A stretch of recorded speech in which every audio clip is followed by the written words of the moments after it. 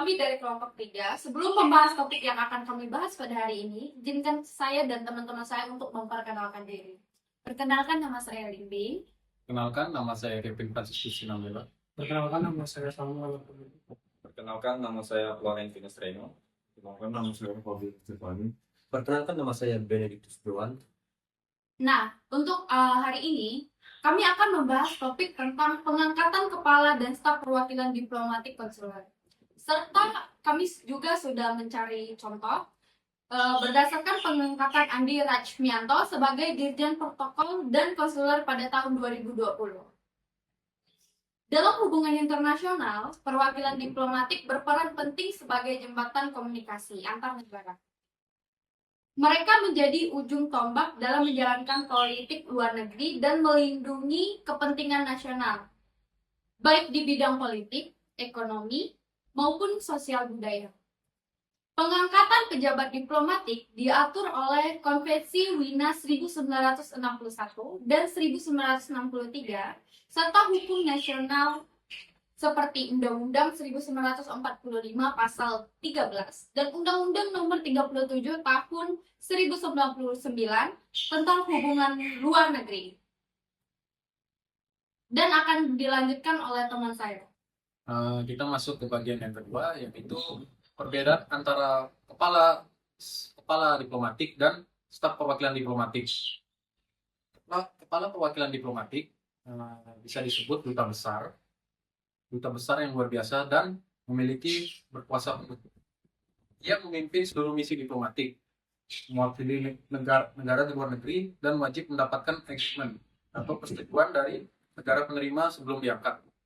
Sedangkan staf diplomatik terdiri dari sekretaris, atase, dan pejabat teknis.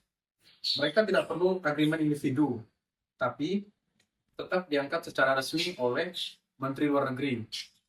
Kepala perwakilan diangkat melalui keputusan presiden dan membawa surat kepercayaan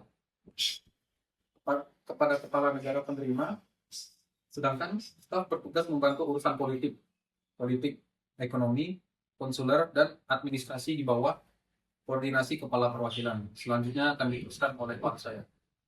Berikutnya ada prosedur pengangkatan duta besar. Proses pengangkatan kepala perwakilan diplomatik dimulai dari pencalonan dan persetujuan internal yang dilakukan oleh pemerintah. Setelah itu dilakukan permintaan negara penerima sebagaimana diatur Pasal 4 Konvensi Wina tahun 1961. Jika negara penerima menyetujui, maka kepala negara mengeluarkan surat keputusan pengangkatan dan menandatanganinya sebagai letter of credence atau surat kepercayaan. Setelah tiba di negara tujuan, duta besar menyerahkan surat tersebut kepada kepala negara penerima dan mulai resmi bertugas. Selanjutnya akan dilanjutkan oleh rekan saya. Berikutnya masuk ke prosedur pengangkatan staf diplomatik. Berbeda dengan duta besar, pengangkatan staf diplomatik dilakukan melalui Kementerian Luar Negeri. Tahapannya meliputi penetapan, kebutuhan staf, seleksi calon, dan penerbitan surat keputusan Menteri Luar Negeri. Setelah itu, nama staf dikirim ke negara penerima melalui nota diplomatik, dan mereka akan memperoleh kartu identitas diplomatik. Dan setelah registrasi, staf diplomatik bertugas membantu duta besar dalam berbagai urusan resmi, serta menjalankan kegiatan teknis dan pelayanan terhadap WNI di luar negeri. Masa tugas mereka biasanya berlangsung antara 3 hingga 4 tahun. Selanjutnya akan dibacakan oleh saya.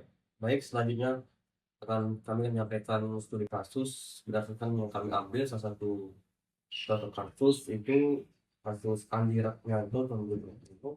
Sebagai contoh nyata, pada tanggal 19 Juni tahun 2020, Menteri Luar Negeri Retno Marsudi melantik Andi Rajmianto sebagai Direktur Jenderal Protokol dan Konsuler sekaligus Kepala Protokol Negara.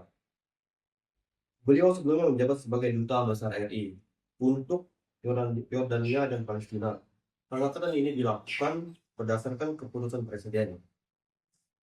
Sebagai bagian dari rotasi diplomatik untuk memperkuat tata protokol kenegaraan dan perlindungan warga negara Indonesia di luar negeri, hasilnya di masa kepemimpinannya pelayanan konsuler Indonesia menjadi lebih cepat dan profesional, termasuk dalam penanganan warga negara Indonesia selama pandemi COVID-19. Baik, selanjutnya akan dilanjutkan teman saya.